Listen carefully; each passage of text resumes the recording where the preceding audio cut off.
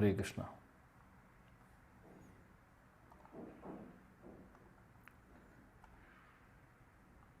ഹരേ കൃഷ്ണ ഹരേ കൃഷ്ണ കൃഷ്ണ കൃഷ്ണ ഹരേ ഹരേ, ഹരേ രാം രാം രാം ഹരേ ഹരേ.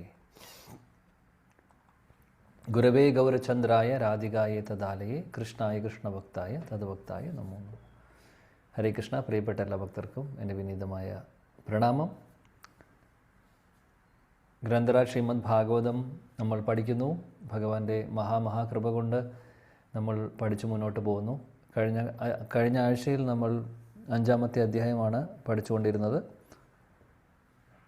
ശ്ലോകം 27 വരെയാണ് നമ്മൾ പഠിച്ചത്. ഇനി 28-ാമത്തെ ശ്ലോകം മുതൽ നമ്മൾ ഇന്ന് നോക്കാൻ പോകുന്നു. ശ്രീമദ് ഭാഗവതം സ്കന്ധം 1 അധ്യായം 5 ശ്ലോകം നമ്പർ 28 മുതലാണ് പഠിക്കുന്നത്. ഇതുവരെ നമ്മൾ ഈ ഒരു അധ്യായത്തിൽ കണ്ട കാര്യങ്ങൾ എന്തൊക്കെയാണ്? പെട്ടെന്ന് ചുരുക്കത്തിൽ ഞാൻ ഒരു 5 മിനിറ്റ് കൊണ്ട് പറയുകയാണെങ്കിൽ, ആ സെക്ഷൻ മാത്രം പറയുകയാണെങ്കിൽ, നാരദമുനി വ്യാസദേവന് കൊടുക്കുന്ന നിർദ്ദേശങ്ങളാണ് ശ്രീമദ് ഭാഗവതം എഴുതുവാൻ വേണ്ടി അദ്ദേഹത്തിന് പ്രോത്സാഹിപ്പിക്കുന്നതാണ് നമ്മൾ ഈ ഒരു അധ്യായത്തിൽ കാണുന്നത്. നാരദമുനിയുടെ ഇൻസ്ട്രക്ഷൻസാണ് കാണുന്നത്. അപ്പോൾ ആദ്യത്തെ സെക്ഷനിൽ, ആദ്യത്തെ 4 ശ്ലോകങ്ങളിൽ നമ്മൾ കാണുന്നു, നാരദമുനി വ്യാസദേവനോട് ചോദിക്കുന്നു, എന്തുകൊണ്ടാണ് നിനക്ക് ഉള്ളിൽ ഒരു വിഷമം തോന്നുന്നത്? എന്താണ് നീ വിഷമിച്ചിരിക്കുന്നത് എന്നുള്ള ചോദ്യമാണ് ചോദിക്കുന്നത്. വ്യാസദേവൻ നാരദമുനിയോട് പറയുന്നു, എനിക്ക് ഇതിനെക്കുറിച്ച് നമ്മൾ കണ്ടു കഴിഞ്ഞ അധ്യായത്തിൽ വ്യാസദേവൻ ഓൾറെഡി മനസ്സിലായിട്ടുണ്ട്, ഹൃദയത്തിൽ ഒരു സംശയം വന്നിട്ടുണ്ട്, ഭഗവാനെക്കുറിച്ച് വേണ്ട രീതിയിൽ ഞാൻ എഴുതിയിട്ടില്ല, അതാണ് കാരണമെന്ന് അദ്ദേഹത്തിന് തോന്നി. പക്ഷേ അത് കൺഫേം ആക്കുന്നത് അദ്ദേഹത്തിൻ്റെ ഗുരുവിനോട് ചോദിച്ചിട്ടാണ്. നാരദമുനിയോട് ചോദിക്കുന്നു, അങ്ങേക്ക് എല്ലാം അറിയാം, അങ്ങ് ശുദ്ധഭക്തനാണ്, വേദ അംശത ഗുഹ്യം, അങ്ങേക്ക് വേദങ്ങളിൽ പറയുന്ന എല്ലാ ഗുഹ്യമായിട്ടുള്ള കാര്യങ്ങളും അറിയുന്ന വ്യക്തിയാണ്, അങ്ങ് പുരാണ പുരുഷൻ, അതായത് അങ്ങ് പുരാണ പുരുഷനായിട്ടുള്ള ഭഗവാന്റെ പരിശുദ്ധ ഭക്തനാണ്. അതേപോലെ തന്നെ ഗുണൈർ അസംഗഹ, അങ്ങനെ കുറേ ക്വാളിറ്റീസ് പറയുന്നുണ്ട്, ഭഗവാന്റെ ക്വാളിറ്റീസ് അവിടെ പറയുന്നു. അങ്ങനെയുള്ള പരാവരേഷ, ഗുണൈർ അസംഗഹ, പൂർണ്ണപുരുഷ, ആ പൂർണ്ണപുരുഷനായിട്ടുള്ള പരമദൈവത്വം പുരുഷൻ കൃഷ്ണൻ സകല ലോകങ്ങളുടെയും, ആധ്യാത്മിക ലോകത്തിൻ്റെയും ഭൗതിക ലോകത്തിൻ്റെയും ഈശ അല്ലെങ്കിൽ നിയന്ത്രിക്കുന്ന വ്യക്തി. പരാവരേഷ, ഗുണേരസംഗഹ, എല്ലാ ത്രിഗുണങ്ങളിൽ നിന്നും പുറത്തുള്ള അല്ലെങ്കിൽ ത്രിഗുണങ്ങൾ ബാധിക്കാത്ത നിർഗുണനായിട്ടുള്ള ആ ഭഗവാന്റെ ശുദ്ധഭക്തനാണ്, അല്ലെങ്കിൽ അങ്ങ് ആ ഭഗവാനെയാണ് ആരാധിക്കുന്നത്. അതുകൊണ്ട് അങ്ങേക്ക് അറിയാത്തതായിട്ടുള്ള ഒന്നുമില്ല. വേദ അംശത ഗുഹ്യം, അങ്ങേക്കെല്ലാം അറിയാം. അതേപോലെ പറയുന്നു നാരദമുനിയോട്, അങ്ങ് എല്ലായിടത്തും ഉണ്ട്. എങ്ങനെയാണോ സൂര്യൻ എല്ലായിടത്തേക്കും സഞ്ചരിക്കുന്നത്, എങ്ങനെയാണോ വായു എല്ലായിടത്തും ഉള്ളത്, അതേപോലെ അങ്ങ് ആത്മസാക്ഷിയെ പോലെ, അതായത് പരമാത്മാവിനെ പോലെ അങ്ങ് എല്ലായിടത്തും പോകുന്നു. അതുകൊണ്ട് അങ്ങേക്കറിയാം, എൻ്റെ ഹൃദയത്തിൽ അല്ലെങ്കിൽ എൻ്റെ മനസ്സിൽ തോന്നുന്ന ആ വിഷമത്തിൻ്റെ കാരണം അങ്ങേക്ക് അറിയാം, അത് എന്താണെന്ന് എനിക്ക് പറഞ്ഞു തന്നാലും എന്നാണ് അദ്ദേഹം വ്യാസദേവൻ നാരദമുനിയോട് പറയുന്നത്. അങ്ങനെ നാരദമുനി പറയാൻ തുടങ്ങുന്നു. നാരദമുനിയുടെ വാക്കുകളാണ് 8-ാമത്തെ ശ്ലോകം മുതൽ നമ്മൾ കാണുന്നത്. നാരദമുനി വ്യാസദേവനോട് പറയുന്നു, നീ എന്താണ് ചെയ്യേണ്ടത്, എന്താണ് പറ്റിയിട്ടുള്ള തെറ്റ്, അതേപോലെ തന്നെ ചെയ്യേണ്ട കാര്യം എന്താണ് എന്നുള്ളതാണ് വ്യാസദേവനോട് പറയുന്ന കാര്യങ്ങൾ. ആദ്യം തന്നെ 2 തെറ്റുകൾ പറയുന്നു. അതായത് യശോ ഭഗവതോ അമലം, നീ വേണ്ട രീതിയിൽ ഭഗവാന്റെ യശസ്സിനെക്കുറിച്ച്, അമലമായിട്ടുള്ള ഭഗവാന്റെ ആ യശസ്സിനെക്കുറിച്ച് നീ വേണ്ട രീതിയിൽ പറഞ്ഞിട്ടില്ല. അതാണ് ഒരു കാര്യം, ആദ്യത്തെ പ്രശ്നം. 2-ാമത്തെ പ്രശ്നം എന്താണെന്ന് വെച്ചാൽ, പുരുഷാർത്ഥങ്ങൾക്ക് കൂടുതൽ ഊന്നൽ കൊടുത്തു. 4 ധർമാർത്ഥ കാമമോക്ഷത്തെക്കുറിച്ച് കൂടുതൽ നീ ഊന്നി പറഞ്ഞു, പഞ്ചമപുരുഷാർത്ഥത്തെക്കുറിച്ച് അധികം പറഞ്ഞില്ല. ഇതാണ് 2 ഡിഫക്റ്റ് പറയുന്നത്. എന്നിട്ട് അദ്ദേഹം 2 തരത്തിലുള്ള ഗ്രന്ഥങ്ങളെക്കുറിച്ച് പറയുന്നു, ഭൗതിക തലത്തിലുള്ളതും ആധ്യാത്മിക തലത്തിലുള്ളതും. ഇതിനെക്കുറിച്ച് നമ്മൾ ചർച്ച ചെയ്തിരുന്നു. ഒന്ന് ഹംസം പോലെയും ഒന്ന് കാക്കയെ പോലെയും ഒക്കെയാണ് എന്നുള്ളത്. അതെല്ലാം ആ ഒരു ഡിസ്കഷൻ നമ്മൾ ചെയ്തിരുന്നു. ഞാൻ കൂടുതൽ അതിനെക്കുറിച്ച് പറയുന്നില്ല. അതേപോലെ പിന്നീട് നമ്മൾ കണ്ടു ഭക്തിയാണ് ഏറ്റവും പ്രധാനപ്പെട്ട ഒരു മൂല്യം, അമൂല്യമായിട്ടുള്ളത് എന്നുള്ളത്. ജ്ഞാനവും കർമ്മവും ഒക്കെ ഭക്തിയുടെ ഒരു സ്പർശനമില്ലാതെ അതിന് പ്രസക്തിയില്ല എന്നുള്ള കാര്യങ്ങളൊക്കെ നമ്മൾ പഠിച്ചു. അതിനുശേഷം നമ്മൾ 3 തരത്തിലുള്ള ഭക്തിയെക്കുറിച്ച് ഡിസ്കസ് ചെയ്തിരുന്നു. ആചാര്യന്മാരുടെ ഒരു ടീക്ക അല്ലെങ്കിൽ ശില വിശ്വനാഥ ചക്രവർത്തി ഠാക്കൂറിൻ്റെയും ശില ജീവ ഗോസ്വാമിയുടെ ഒക്കെ അഭിപ്രായം അനുസരിച്ച് നമ്മൾ പറഞ്ഞിരുന്നു 3 തലത്തിലാണ് ഉള്ളത്. കേവല ഭക്തി, പ്രാധാന്യ ഭക്തി, ഗുണഭാവ ഭക്തി. കേവല ഭക്തി എന്ന് പറഞ്ഞു കഴിഞ്ഞാൽ ശുദ്ധഭക്തി, അനന്യഭക്തി അല്ലെങ്കിൽ നിർഗുണ ഭക്തി, ഉത്തമ ഭക്തി, ഇതെല്ലാം കേവല ഭക്തിയിൽ പെടുന്നു. പ്രാധാന്യ ഭക്തി എന്ന് പറഞ്ഞു കഴിഞ്ഞാൽ നമ്മൾ പറഞ്ഞു കർമ്മമിശ്ര ഭക്തി, ജ്ഞാനമിശ്ര ഭക്തി, യോഗമിശ്ര ഭക്തി എന്നുള്ളത്. അപ്പോൾ ഇവിടെ ഭക്തിയുടെ കൂടെ മിശ്രിതമാണ്, കർമ്മം കൂടെ മിശ്രിതമാണ്. അതാണ് കർമ്മമിശ്ര ഭക്തി. പക്ഷേ പ്രിഡോമിനൻ്റ് ആയിട്ടുള്ളത്, കൂടുതൽ ശതമാനമുള്ളത് ഭക്തിയാണ്. എന്നാൽ അതിൽ കുറച്ച് കർമ്മമുണ്ട്. അതിനെയാണ് കർമ്മമിശ്ര ഭക്തി എന്ന് പറയുന്നത്. ജ്ഞാനമിശ്ര ഭക്തി എന്ന് പറയുമ്പോൾ ഭക്തിയാണ് കൂടുതലുള്ളത്, കൂട്ടത്തിൽ ജ്ഞാനം മിശ്രിതമാണ്, മിക്സാണ്. യോഗമിശ്ര ഭക്തി എന്ന് പറയുമ്പോൾ ഭക്തിയാണ് പ്രിഡോമിനൻ്റ് ആയിട്ട് കൂടുതലുള്ളത്, എന്നാൽ അതിൽ യോഗത്തിൻ്റെ അഷ്ടാംഗ യോഗം അതിൻ്റെ ഒരു മിക്സ് വരുന്നു. അപ്പോൾ ഈ ഒരു കാറ്റഗറിയെ പ്രാധാന്യ ഭക്തി എന്ന് പറയും, അല്ലെങ്കിൽ പ്രാധാന്യ ഭക്തി എന്നാണ് പറയുന്നത് ശാസ്ത്രങ്ങളിൽ. പ്രാധാന്യ ഭക്തി കേവല ഭക്തിയുടെ ലെവലിലല്ല ഉള്ളത്, രണ്ടാമത്തെ ലെവലാണ് ആക്ച്വലി. കേവല ഭക്തി എന്ന് പറഞ്ഞു കഴിഞ്ഞാൽ വേറെ ഒന്നുമില്ല, പരിശുദ്ധ ഭക്തിയാണ് ഉദ്ദേശിക്കുന്നത്, അനന്യഭക്തിയാണ് ഉദ്ദേശിക്കുന്നത്.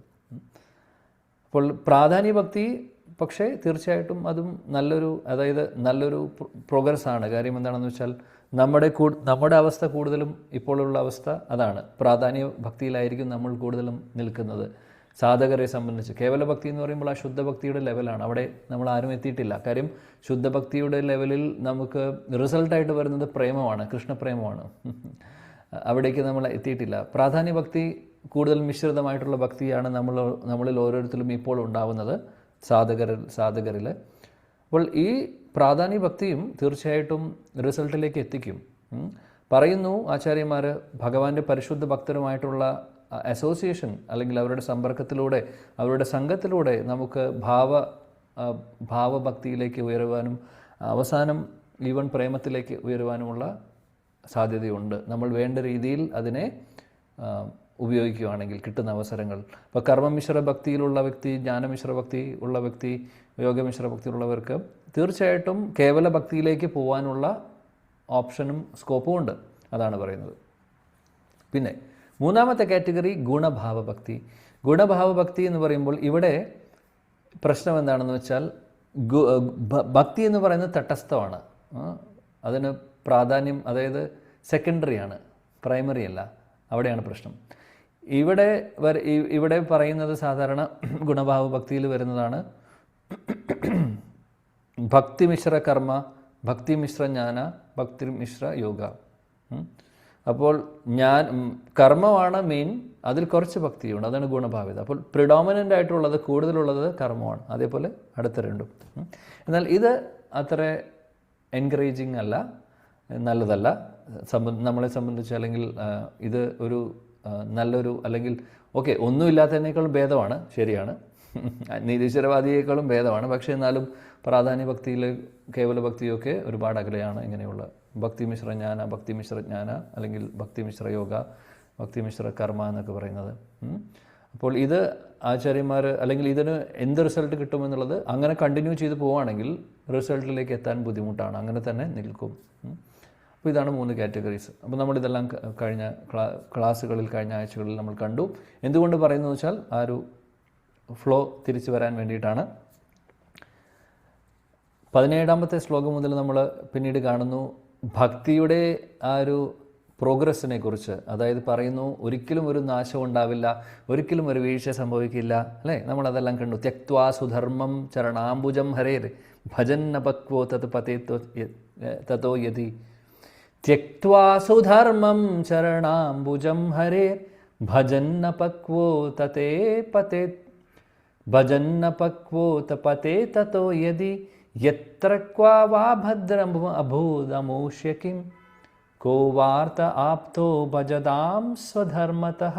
അവിടെ പറയുന്നു ഒരു ഭക്തനെ സംബന്ധിച്ച് എന്തെങ്കിലും കാരണവശാൽ ഒരു വീഴ്ച സംഭവിച്ചാലും, പക്ഷേ ആക്ച്വലി അതൊരു വീഴ്ചയല്ല എന്നുള്ളത്. അവർക്ക് തിരിച്ച് സ്പ്രിങ് പോലെ തിരിച്ച് വരും. മറിച്ച് ഒരു ഭക്തിയിൽ താല്പര്യമില്ലാത്തൊരു വ്യക്തിയാണെങ്കിൽ, അവർ ധർമ്മം നല്ല രീതിയിൽ ഫോളോ ചെയ്യുന്നു, ഞാൻ നല്ലൊരു ഗൃഹനാഥനായിട്ട്, നല്ലൊരു അച്ഛൻ, നല്ലൊരു അമ്മ, അല്ലെങ്കിൽ നല്ലൊരു സമൂഹത്തിലെ പേരുള്ളതും സമൂഹത്തിന് വേണ്ടി കാര്യങ്ങൾ അങ്ങനെയൊക്കെ നല്ല ധർമ്മമൊക്കെ ഫോളോ ചെയ്യുന്ന ഒരാളായിരിക്കും. പക്ഷേ ആ വ്യക്തിയുടെ ഉള്ളിൽ ഭക്തിയില്ലെങ്കിൽ എന്താണ് പ്രയോജനം? കോ വാർത്ത ആപ്തോ ഭജതാം സ്വധർമ്മത, ഒരു പ്രയോജനവുമില്ല. മറിച്ച് ഭക്തി സേവനങ്ങൾ ചെയ്യുന്ന ഒരു വ്യക്തിക്ക് എന്തെങ്കിലും കാരണവശാൽ ആ ഒരു ലക്ഷ്യത്തിലേക്ക് എത്താൻ സാധിച്ചില്ലെങ്കിലും ഒന്നും നഷ്ടമാവുന്നില്ല. അവിടെ ഗെയിൻ മാത്രമേ ഉള്ളൂ, അല്ലെങ്കിൽ നേട്ടം മാത്രമേ വരുന്നുള്ളൂ. ഇതെല്ലാം നമ്മൾ ആ ഒരു സെക്ഷനിൽ പഠിച്ചു. 17, 18, 19 എന്നുള്ള സെക്ഷനിലൊക്കെ. പിന്നീട് നാരദമുനി ഡയറക്റ്റ്ലി വ്യാസദേവനോട് പറയുന്നു. നേരത്തെ എന്താണ് പറഞ്ഞത്? നമ്മൾ കണ്ടത് എന്താണ് നീ ചെയ്യേണ്ടത്, എന്താണ് കുറവ് സംഭവിച്ചിട്ടുള്ളൂ എന്നൊക്കെ പറഞ്ഞു. ഇനി വ്യാസദേവൻ ഡയറക്റ്റ് ഇൻസ്ട്രക്ഷൻ കൊടുക്കുവാണ്. നീ ഭഗവാനെക്കുറിച്ച് എഴുതണം, ഭഗവാന്റെ ലീലകളെ വർണ്ണിക്കണം, വേണ്ടത്, അതായത് അനുവർത്തിച്ച് വീണ്ടും വീണ്ടും ആവർത്തിച്ചുകൊണ്ട് റിപ്പീറ്റഡ്ലി നീ അത് പറയണം. നാരദമുനി പറഞ്ഞു, ഞാൻ ഒരു ചെറിയൊരു സംഗ്രഹം മാത്രമാണ് നിന്നോട് ഇത്രയും പറഞ്ഞത്. ഇനി ഇതിനെ വികസിപ്പിക്കേണ്ടത് നീയാണ് ചെയ്യേണ്ടത്. വ്യാസദേവനോട് പറഞ്ഞത്, ഇതിനെ അങ്ങ് വികസിപ്പിക്കണം. ഞാൻ അതിൻ്റെ ചെറിയൊരു സിനോപ്സിസ് എന്ന് പറയും, അല്ലെങ്കിൽ ചെറിയൊരു സംഗ്രഹം ഞാൻ പറഞ്ഞു, ബട്ട് അതിനെ എക്സ്പാൻഡ് ചെയ്യണമെന്ന് നാരദമുനി പറയുന്നു. പിന്നീട് നമ്മൾ കാണുന്നത് നാരദമുനിയുടെ പൂർവ്വ ജന്മത്തെക്കുറിച്ചാണ്. നമ്മൾ കണ്ടു, ഭക്തി വേദാന്തരുടെ അനുഗ്രഹത്തോടുകൂടി നാരദമുനിക്ക് ഭക്തിയുടെ ആ ഒരു ടേസ്റ്റ്, അല്ലെങ്കിൽ ഭക്തിയുടെ ആ ഒരു വിത്ത് അദ്ദേഹത്തിൻ്റെ ഉള്ളിൽ ജനിക്കുന്നു. അതിനു മുമ്പ് അദ്ദേഹം ഗന്ധർവനായിരുന്നു, ഉപബർഹണ എന്ന് പറയുന്ന, അതെല്ലാം നമ്മൾ പറഞ്ഞു. അപ്പോൾ നമ്മൾ 14 സ്റ്റേജസ്, ഭക്തിയിലെ 14 സ്റ്റേജസ് നാരദമുനിയുടെ നാരദമുനിയുടെ ജീവചരിത്രത്തിൽ നമ്മൾ കാണുന്നുണ്ട് എന്നുള്ളത് നമ്മൾ ചർച്ച ചെയ്തിരുന്നു. ശിലചക്രവർത്തി പാദിൻ്റെ 14, അതായത് 9 സ്റ്റേജസാണ് നമ്മൾ നോർമലി പറയുന്നത്, ശ്രദ്ധ, സാധുസംഗ എന്നുള്ളത്. അതിനെ ഒന്നും കൂടെ വികസിപ്പിക്കുന്നു ശിലചക്രവർത്തി പാദ്, ശില വിശ്വനാഥ ചക്രവർത്തി ടാക്കൂർ. അങ്ങനെ അദ്ദേഹം 9 എന്നുള്ളത് 14 പറയുന്നു. എല്ലാം പക്ഷേ ഈ ഒരു ബ്രാക്കറ്റിനകത്ത് വരുന്നതാണ്. 9 സ്റ്റെപ്സിൻ്റെ ഇടയിൽ അകത്ത് വരുന്നത് തന്നെ, അല്ലെങ്കിൽ ആ ഒരു സെക്ഷനിൽ വരുന്നതാണ്. അപ്പോൾ 14 ലക്ഷണങ്ങളാണ്. സതാം കൃപ, മഹത് സേവ, ശ്രദ്ധ, ഗുരുപാദാശ്രയ എന്നുള്ളതൊക്കെ. ഭജനേഷു സ്പൃഹ, ഭക്തി, അനർത്ഥോപാഗമ, നിഷ്ഠാരുചി, ഇതെല്ലാം. അപ്പോൾ പിന്നെ ആസക്തി, പിന്നെ ഭാവ അല്ലെങ്കിൽ രതി, പ്രേമ, ഇങ്ങനെയാണ് സ്റ്റെപ്സ് വരുന്നത്. അപ്പോൾ നമ്മൾ ഈ ഒരു ഓരോരോ ചവിട്ടുപടികൾ നമ്മൾ നാരദമുനിയുടെ ജീവിത ചരിത്രത്തിൽ കണ്ടു.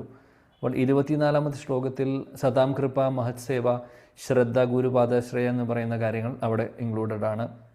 ആ ഒരു ശ്ലോകത്തിൽ നമ്മൾ ഒരു കാര്യം കൂടെ പഠിച്ചിരുന്നു, ഓർമ്മയുണ്ടെന്ന് വിശ്വസിക്കുന്നു. അല്ലെങ്കിൽ കൃപ എന്ന് പറയുന്നത് 2 തരത്തിലുണ്ട്. ഒന്ന് അഹൈതുകമായിട്ടുള്ളതും ഒന്ന് ഹേതു, കാരണമുള്ളതും, അല്ലേ?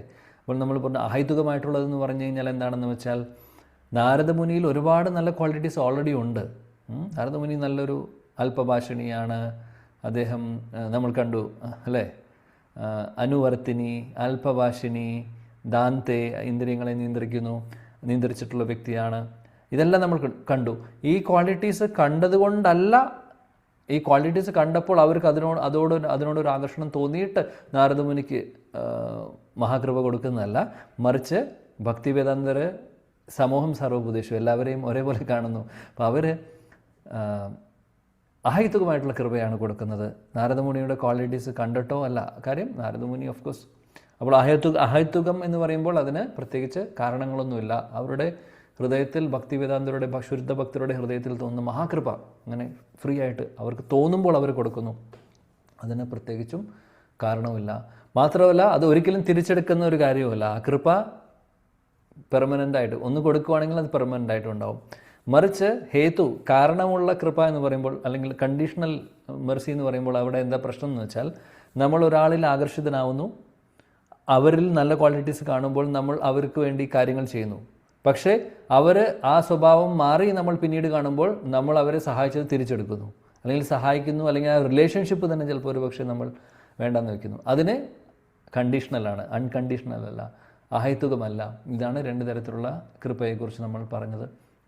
അങ്ങനെ 25-ാമത്തെ ശ്ലോകത്തിൽ ഭജനേഷു സ്പൃഹ, നാരദമുനി പറയുന്നു, എനിക്ക് അവരുടെ ഉച്ഛിഷ്ടം കഴിക്കാനുള്ള മഹാസൗഭാഗ്യം കിട്ടി.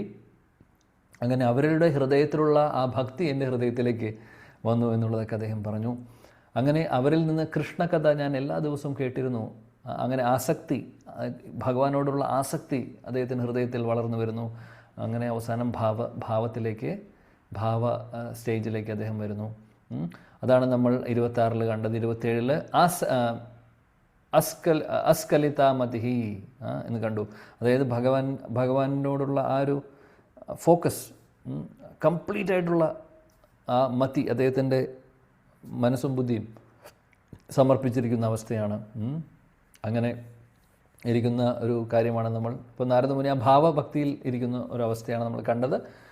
ഇനി 28-ാമത്തെ ശ്ലോകത്തിൽ അതിൻ്റെ കണ്ടിന്യൂഷൻ നമുക്ക് നോക്കാം.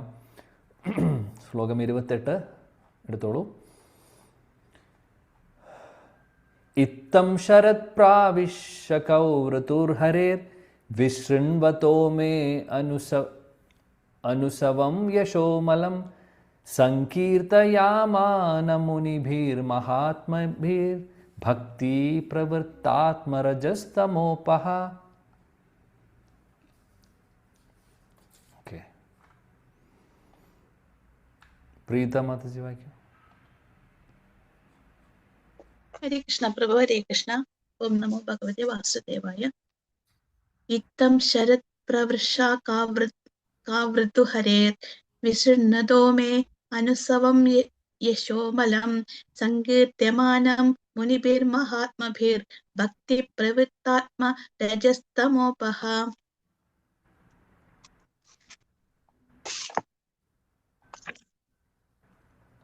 യെസ്, വിവർത്തനം വായിക്കൂ. കൃഷ്ണ വിവർത്തനം ശീലപ്രഭാഗിജെ. വർഷക്കാലം, ശരത്കാലം എന്നീ രണ്ട് ഋതുക്കളുടെയും കാലത്ത് ആ മഹാത്മാക്കൾ ഭഗവാൻ ഹരിയുടെ പരിശുദ്ധ മഹാത്മ്യങ്ങളെ നിരന്തരം ഉരുവിടുന്നത് ശ്രവിക്കുവാനുള്ള അവസരം എനിക്ക് ലഭിച്ചു. എന്റെ ഭക്തിയുത സേവനം അനർഗളമായി പ്രവഹിക്കാൻ ആരംഭിച്ചപ്പോൾ രജോ തമോ ഗുണങ്ങളുടെ ആവരണങ്ങൾ അപ്രത്യക്ഷമായി. ഹരേ കൃഷ്ണ പ്രഭു. താങ്ക് യു പ്രഭു. Thank you. രണ്ട് കാലാവസ്ഥ, സീസണെ കുറിച്ച് പറയുന്നു. ഇത്തം ശരത് കാലം, അതേപോലെ ഋതു, അല്ലെങ്കിൽ സോറി പ്രാവൃക്ഷികവും, അതായത് ഒന്ന് ശരത് കാലം, ഒന്ന് മഴക്കാലം. അങ്ങനെ ആ ഒരു സമയമാണ് പറയുന്നത്. 4 മാസങ്ങൾ ബേസിക്കലി ആ ചാതുർമാസ സമയത്ത് അദ്ദേഹം പരിശുദ്ധ ഭക്തിവേദാന്തരുടെ സംഘം അദ്ദേഹത്തിന് കിട്ടുന്നു, നാരദമുനിക്ക്. അങ്ങനെ നിരന്തരം എന്താ പറയുന്നത് ഇവിടെ, അതായത് എനിക്ക് അവരിൽ നിന്ന് നിരന്തരം ഭഗവാനെക്കുറിച്ച് കേൾക്കുവാൻ സാധിക്കുന്നു, അല്ലെങ്കിൽ കേട്ടു ഞാൻ അവരിൽ നിന്ന് ഭഗവാന്റെ യശസ്സിനെക്കുറിച്ച്, ഭഗവാന്റെ നാമരൂപ ഗുണലീലകളെക്കുറിച്ച് ഭക്തിവേദാന്തരിൽ നിന്ന് ഞാൻ കേൾക്കുന്നു. കുറേ 3-4 മാസങ്ങൾ ചാതുർമാസ്യ സമയം, അല്ലെങ്കിൽ 2 ശരത്കാലവും മഴക്കാലത്തും, അല്ലെങ്കിൽ ആ ഒരു സമയം കാലഘട്ടത്തിൽ മുഴുവനും അങ്ങനെ എൻ്റെ ഹൃദയത്തിൽ പ്രേമം ജനിക്കുന്നു. രജതമോ ഗുണങ്ങളെല്ലാം നശിച്ച് പ്രേമം, ശുദ്ധപ്രേമം എൻ്റെ ഹൃദയത്തിൽ ജനിക്കുന്നു എന്നാണ് നാരദമുനി പറയുന്നത്.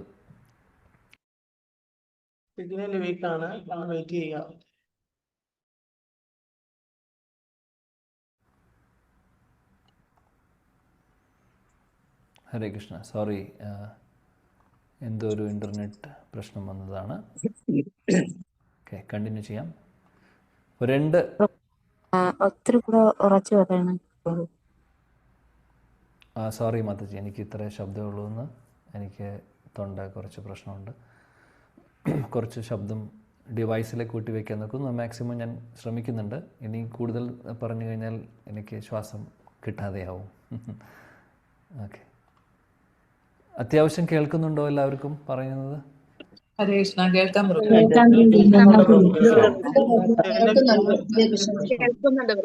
ശരി, ഓക്കെ, റൈറ്റ്. ചില ഫോണിലെ ഉള്ള പ്രശ്നമാണ്. ഫോണിന്റെ മൈക്ക് ഓഫാണ്. Yes okay, no problem. അപ്പോൾ നമ്മൾ ഇവിടെ പറയുന്നു, നാരദമുനി പറയുന്നു, അങ്ങനെ കുറേ മാസങ്ങൾ മഴക്കാലത്തും അതേപോലെ തന്നെ ശരത് കാലത്തിലും എനിക്ക് ഭക്തിവേദാന്തരുടെ സംഘം അല്ലെങ്കിൽ അസോസിയേഷൻ കിട്ടി. അവരിൽ നിന്ന് ഞാൻ ഭഗവാനെക്കുറിച്ച് നിരന്തരമായിട്ട് കേട്ടുകൊണ്ടിരിക്കുകയായിരുന്നു. അങ്ങനെ എൻ്റെ ഹൃദയത്തിലുള്ള പ്രേമം, ഭക്തി, കൃഷ്ണപ്രേമം ജനിക്കുന്നു, രജോ തമോ ഗുണങ്ങളെല്ലാം എന്നിൽ നിന്ന് പോകുന്നു എന്ന് അദ്ദേഹം പറയുന്നു. അപ്പോൾ പ്രേമം എന്ന് പറയുന്നത് 12ാമത്തെ അല്ലെങ്കിൽ അവസാനത്തെ സ്റ്റേജാണ് പറയുകയാണെങ്കിൽ, നോക്കിക്കഴിഞ്ഞു കഴിഞ്ഞാൽ. അല്ലെങ്കിൽ പ്രേമഭക്തി നമ്മൾ പറഞ്ഞു കുറേ ഇപ്പോൾ ഇവിടെ വരെ എത്തി. പ്രേമം എന്ന് പറയുമ്പോൾ അവസാനത്തെ സ്റ്റേജാണ് കൃഷ്ണപ്രേമം എന്ന് പറയുന്ന അവസ്ഥ. അപ്പോൾ ഇവിടെ ഈ ഒരു അവസ്ഥയിൽ 2 കാര്യങ്ങളാണ് സംഭവിക്കുന്നത്. ഇവിടെ എന്താ പറയുന്നത്? ഓക്കെ, അത് അടുത്ത ശ്ലോകത്തിലാണ് പറയുന്നത്, നമുക്ക് നോക്കാം എന്തായാലും. അപ്പോൾ പ്രേമത്തെ ഡിഫൈൻ ചെയ്യുന്നത് എങ്ങനെയാണെന്ന് വെച്ചാൽ 2 തലത്തിൽ 2 സ്റ്റേജസ് ആയിട്ട് പറയുന്നുണ്ട്. ഒന്ന് ദർശനം. ദർശനം എന്ന് പറയുമ്പോൾ ഭഗവാനെ നേരിട്ട് കാണുവാൻ സാധിക്കുന്നു. ആക്ച്വലി ഇത് അടുത്ത അധ്യായത്തിൽ വരുന്നതാണ് പക്ഷേ നമ്മളിവിടെ അതിനെക്കുറിച്ചൊന്ന് ചെറുതായിട്ട് പറയുന്നത് മാത്രം. അടുത്ത അധ്യായത്തിൽ പറയുന്നു ഇതിനെക്കുറിച്ച്. അപ്പോൾ പ്രേമം, കൃഷ്ണപ്രേമം എന്ന് പറയുന്നത് അത് എക്സ്പീരിയൻസ് ചെയ്യാൻ സാധിക്കുന്നത് 2 തരത്തിലാണ്. ഒന്ന് ദർശനം, ഭഗവാനെ നേരിട്ട് കാണുന്നു, ഭഗവാന്റെ ദർശനം കിട്ടുന്നു. 2 ഹരേർ മാധുര്യാനുഭവ. ഹരേർ മാധുര്യാനുഭവ എന്ന് പറയുമ്പോൾ ഭഗവാന്റെ മാധുര്യത്തെ നമുക്ക് എക്സ്പീരിയൻസ് ചെയ്യാൻ സാധിക്കുന്നു. ഇതിനെക്കുറിച്ച് നമ്മൾ 6ാമത്തെ അധ്യായത്തിൽ പഠിക്കും. ഇപ്പോൾ പറഞ്ഞു എന്ന് മാത്രം. അപ്പോൾ ഇതാണ് പ്രേമത്തിൻ്റെ 2 തലങ്ങൾ, കൃഷ്ണപ്രേമത്തിൻ്റെ 2 തലങ്ങൾ. ഭഗവാന്റെ ദർശനം, അതേപോലെ ഭഗവാന്റെ മാധുര്യത്തെ നമുക്ക് എക്സ്പീരിയൻസ് ചെയ്യും, അത് നമ്മൾ അനുഭവിക്കുന്നു. ഹരേർ മാധുര്യാനുഭവം. ഓക്കെ, ഇവിടെ നമ്മൾ കാണുന്നു പ്രഭുപാദ് ഭാവാർത്ഥത്തിൽ മനോഹരമായിട്ട് പറയുന്നുണ്ട്. അദ്ദേഹം പറയുന്നു, എങ്ങനെയാണോ ഒരു നദി കടലിലേക്ക് ഒഴുകിപ്പോകുന്നത്, നമുക്കറിയാം നദികളെല്ലാം എത്തിച്ചേരുന്നത് കടലിലേക്കാണ് അല്ലേ? അതേപോലെയാണ് ഈ പരിശുദ്ധ ഭക്തി എന്ന് പറയുന്നത്. ഭഗവാന്റെ പരിശുദ്ധ ഭക്തരുടെ സംഘത്തിലൂടെ അങ്ങനെ ഒഴുകി എവിടെ വരെ എത്തുന്നു? ആ അവസാനത്തെ ലക്ഷ്യമായിട്ടുള്ള ഭഗവാന്റെ ആ ഒരു പാദങ്ങളിലേക്ക് എത്തുന്നു. അതാണ് പ്രേമം ആക്ച്വലി. അപ്പോൾ ഭക്തി എന്ന് പറയുന്നത് ഒരു നദിയെപ്പോലെ അങ്ങനെ ഒഴുകി പരിശുദ്ധ ഭക്തരുടെ അസോസിയേഷൻ, അത് വളരെ ഇമ്പോർട്ടൻ്റ് ആണ്. ഭക്തരുടെ സംഘത്തിലൂടെ മാത്രമേ ഇത് വളർത്തിക്കൊണ്ടുവരാൻ നമുക്ക് സാധിക്കുകയുള്ളൂ. അപ്പോൾ നദി ഇങ്ങനെ കടലിലേക്ക് പോയി ആ ലക്ഷ്യത്തിലേക്ക്, കടലാണ് നദിയുടെ ലക്ഷ്യം അല്ലേ? അപ്പോൾ അവിടേക്ക് എത്തുന്നത് പോലെ നമ്മുടെ ലക്ഷ്യം എന്താണ്?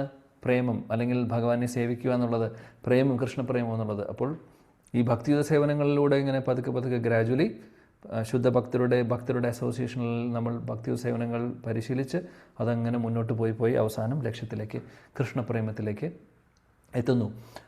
അവിടെ ഭക്തിയുത സേവനങ്ങൾക്ക് ആ ഒരു ഒഴുക്കിന് ഒരു തടസ്സമില്ല. അതാണ്, ആ ഒഴുക്കിന് ഒരു തടസ്സമില്ല. മാത്രമല്ല ആ ഒരു അനുഭൂതി, ആ ഒരു അനുഭവം നമുക്ക് കൂടിക്കൂടി വരുന്നു. അപ്പോൾ ഈ ഒരു പ്രേമം എന്ന് പറയുന്നത് ശരിക്കും നമുക്ക് അനുഭവിക്കാൻ സാധിക്കുന്നതാണ്. നമ്മുടെ ഇപ്പോഴത്തെ അവസ്ഥയിൽ ബുദ്ധിമുട്ടാണ്, നമ്മൾ ആ ഒരു സ്റ്റേജിൽ എത്തിയിട്ടില്ല. എന്നാലും ഈ ഒരു അവസ്ഥയിലേക്ക് എത്തുമ്പോൾ ശരിക്കും നമുക്ക് അനുഭവിക്കാൻ സാധിക്കും. അതിലേക്കുള്ള ചവിട്ടുപടികളാണ് നമ്മൾ ഇപ്പോൾ ചെയ്തുകൊണ്ടിരിക്കുന്നത്. ഓൾറെഡി നമ്മളെല്ലാവരും മാർഗത്തിൽ, ആ ഒരു വഴിയിലേക്ക് ഇറങ്ങിയിട്ടുണ്ട്. അപ്പോൾ കറക്റ്റായിട്ടുള്ള ഒരു പാതയിലാണ് നമ്മളുള്ളത്. ഇനി നമ്മൾ നല്ല രീതിയിൽ ആചാര്യന്മാർ പറയുന്ന പോലെ, ഗുരുജനങ്ങൾ പറയുന്നതനുസരിച്ച് നമ്മൾ ഭക്തിയുത സേവനങ്ങൾ ഭക്തരുടെ സംഘത്തിലിരുന്നു കൊണ്ട് ചെയ്ത് മുന്നോട്ട് പോകുമ്പോൾ, പ്രാർത്ഥനയോടുകൂടി വിനയത്തോടുകൂടി പ്രാർത്ഥിച്ചുകൊണ്ട് നമ്മൾ നല്ല രീതിയിൽ ആത്മാർത്ഥതയോടുകൂടി നമ്മളത് പരിശീലിക്കുകയാണെങ്കിൽ തീർച്ചയായിട്ടും ലക്ഷ്യത്തിലേക്ക് എത്തുവാൻ നമുക്ക് സാധിക്കുന്നു.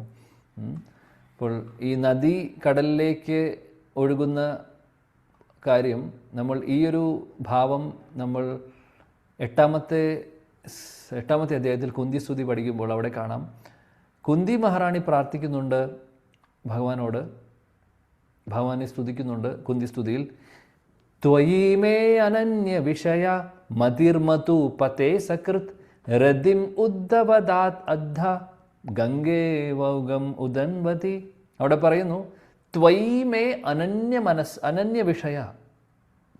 ഓ കൃഷ്ണ, എനിക്ക് വേറെ ഒരു വിഷയങ്ങളിലും താല്പര്യമില്ല.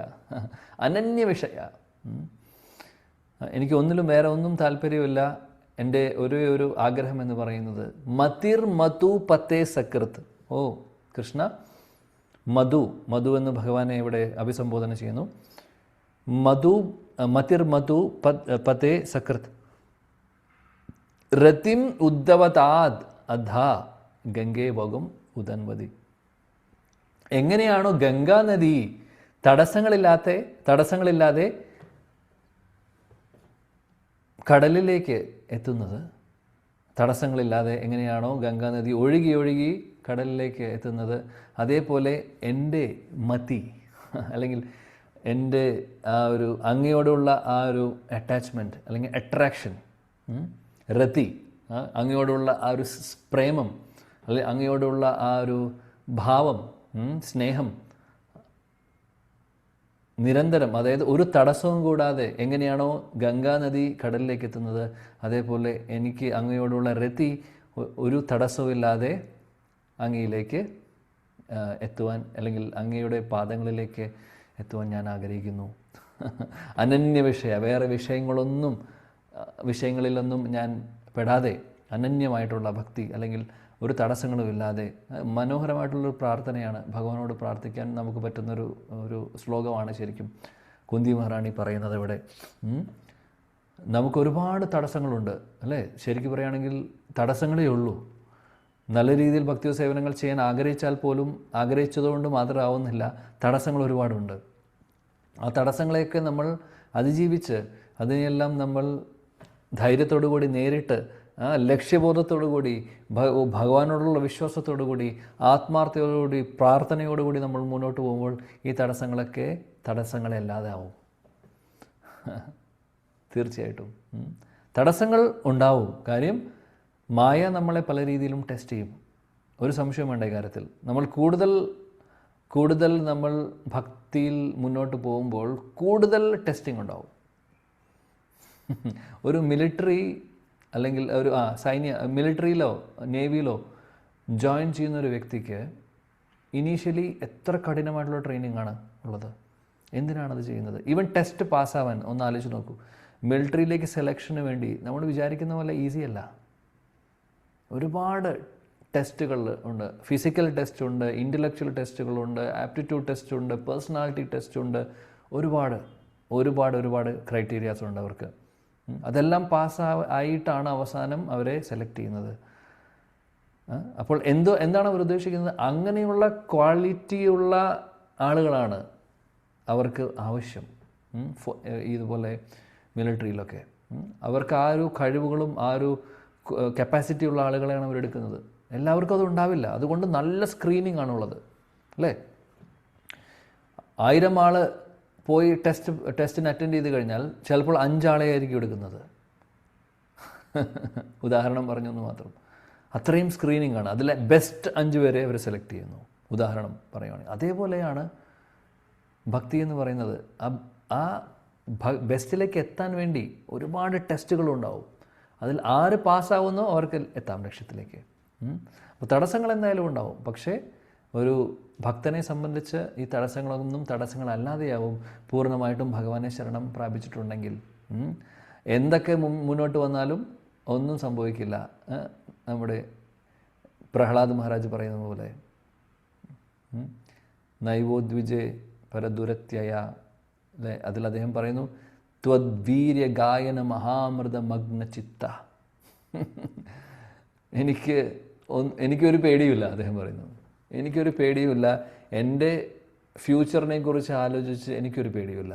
കാര്യം ത്വദ്വീര്യ ഗായന മഹാമൃത മഗ്ന ചിത്ത. എൻ്റെ ചിത്തം, എൻ്റെ ബുദ്ധിയും എൻ്റെ മനസ്സും അങ്ങയുടെ വീര്യ ഗായനം അല്ലെങ്കിൽ അങ്ങയുടെ നാമരൂപ ഗുണലീലയിൽ പൂർണ്ണമായിട്ടും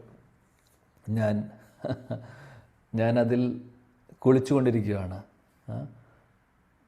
മഹാമൃത മഗ്ന ആ അങ്ങയുടെ നാമരൂപ ഗുണലീല അമൃത പോലെയുള്ള മഹാത്മ്യങ്ങളിൽ ഞാൻ മഗ്നനാണ്. അതായത് പൂർണ്ണമായിട്ടും അതിൽ കുളിച്ചുകൊണ്ടിരിക്കുന്നു, അല്ലെങ്കിൽ അതിൽ അദ്ദേഹം അബ്സോർബ് ചെയ്തിരിക്കുകയാണ്. അതുകൊണ്ട് എന്ത് തടസ്സങ്ങളാണ്? അദ്ദേഹത്തിനൊരു പേടിയുമില്ല, അദ്ദേഹത്തെക്കുറിച്ച് ആലോചിച്ച് അദ്ദേഹത്തിന് പേടിയില്ല.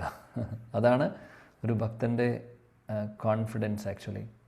ഇവിടെ പ്രഭുപാദ് നമ്മളെ ഓർമ്മിപ്പിക്കുന്നതാണ് പരിശുദ്ധ ഭക്തിയുടെ ആ ഒരു അല്ലെങ്കിൽ ആ ഭക്തി എങ്ങനെയാണ് പോകുന്നത്, ആ ലക്ഷ്യത്തിലേക്ക് എത്തുന്നത് എങ്ങനെയാണെന്നുള്ളത്. അപ്പോൾ തടസ്സങ്ങൾ ഇനീഷ്യലി ഉണ്ടാവും, പക്ഷേ നമ്മുടെ ആത്മാർത്ഥതയോട് കൂടിയിട്ടുള്ള പരിശ്രമവും ഭഗവാനെ നമ്മൾ പൂർണ്ണമായിട്ടും ആശ്രയിക്കുമ്പോൾ തീർച്ചയായിട്ടും തടസ്സങ്ങളൊക്കെ തടസ്സങ്ങളല്ലാതെയായി മാറുന്നു. ഇതേപോലെ നദിയുടെയും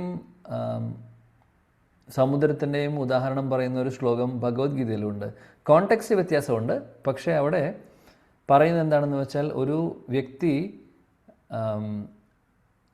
വ്യക്തിക്ക് സാധാരണ അല്ലെങ്കിൽ ഒരു ഭക്തന്, നല്ല ഭക്തന് അല്ലെങ്കിൽ സ്ഥിതപ്രജ്ഞന് ഒരുപാട് ആഗ്രഹങ്ങൾ മനസ്സിൽ വന്നുകൊണ്ടിരിക്കും. എങ്ങനെയാണോ ഒരു നദി സമുദ്രത്തിലേക്ക് പോകുമ്പോൾ, കൂട്ടിമുട്ടുമ്പോൾ നദി ഒഴുകി സമുദ്രത്തിലേക്ക് എത്തിച്ചേരുന്നു. ഈ ഒരു പ്രോസസ്സിൽ സമുദ്രത്തിലെ ജലം കൂടുന്നില്ല, അതങ്ങനെ തന്നെ കോൺസ്റ്റൻ്റ് ആയിട്ടിരിക്കുകയാണ്. അതേപോലെയാണ് ഒരു ഭക്തൻ്റെ അവർക്ക് ഒരുപാട് ആഗ്രഹങ്ങൾ ഭൗതിക ലോകത്തിൽ നമ്മൾ ഇരിക്കുന്നിടത്തോളം കാലം പല ആഗ്രഹങ്ങളും പല തടസ്സങ്ങളും ഭൗതിക തലത്തിലുള്ള കാര്യങ്ങളും നമ്മുടെ മുമ്പിൽ വരും. പക്ഷേ അവർക്ക് ഇതൊന്നും ബാധിക്കുന്നില്ല. കാരണം എങ്ങനെയാണോ സമുദ്രത്തിൽ ലോകത്തിലുള്ള എല്ലാ നദിയും ഒഴുകി സമുദ്രത്തിൽ എത്തിക്കഴിഞ്ഞാലും സമുദ്രത്തിലെ വെള്ളം ഉയരുന്നതോ സമുദ്രം അജിറ്റേറ്റ് ആവുന്നതോ നമ്മൾ കാണുന്നില്ല. സമുദ്രം എപ്പോഴും ശാന്തമാണ്. അല്ലെങ്കിൽ ശാന്തം ഉദ്ദേശിക്കുന്നത് ഒന്നും സംഭവിക്കുന്നില്ല, വ്യത്യാസം. അതേപോലെ ഒരു സ്ഥിതപ്രജ്ഞന് ഒരുപാട് ആഗ്രഹങ്ങൾ വരും, പക്ഷേ അതിലൊന്നും അവർ വീഴില്ല. എങ്ങനെയാണോ നദി സമുദ്രത്തിലേക്ക് ലയിക്കുമ്പോൾ ഉണ്ടാവുന്നത്, സമുദ്രം എപ്പോഴും കോൺസ്റ്റൻ്റാണ്, സ്റ്റില്ലാണ്, അതേപോലെ എപ്പോഴും അവർക്ക് ശാന്തി ഉണ്ടാവും എന്ന് പറയുന്ന ശ്ലോകം ഭഗവത്ഗീതയിലുണ്ട്. കോണ്ടെക്സ്റ്റ് വ്യത്യാസമുണ്ട്, പക്ഷേ സമുദ്രവും നദിയും ഉള്ള എക്സാമ്പിൾ ആയതുകൊണ്ട് ഓർത്തപ്പോൾ പറഞ്ഞതാണ്. ഏതാണ് ശ്ലോകം എന്നുള്ളതാണ് ചോദ്യം. ഞാൻ പറഞ്ഞിട്ടുണ്ട് ഇതിനു മുമ്പ് ക്ലാസ്സുകളിൽ. ആർക്കെങ്കിലും ഓർമ്മയുണ്ടോ? 2-ാമത്തെ അധ്യായത്തിലാണ്.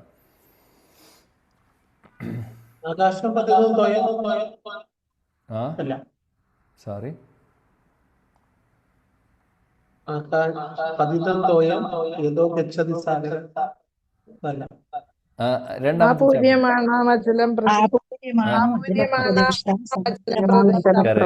അപൂര്യമാണാമചലം പ്രതിഷ്ഠം. Very nice. ആപൂര്യമാണാമചലം പ്രതിഷ്ഠം സമുദ്രമാപ പ്രവിശന്തി യദ്വത് തദ്വത് കാമയം പ്രവിശന്തി സർവേ സ ശാന്തിമാപ്നോതി ന കാമകാമി. യെസ്, അതാണ് ശ്ലോകം. Thank you. അപ്പോൾ നമ്മളിങ്ങനെയുള്ള ഉദാഹരണങ്ങൾ കേൾക്കുമ്പോൾ അതേപോലുള്ള ശ്ലോകങ്ങൾ നമ്മൾ നേരത്തെ പഠിച്ചിട്ടുണ്ടെങ്കിൽ ഓർമ്മ വരുവാണെങ്കിൽ നല്ലതാണ്.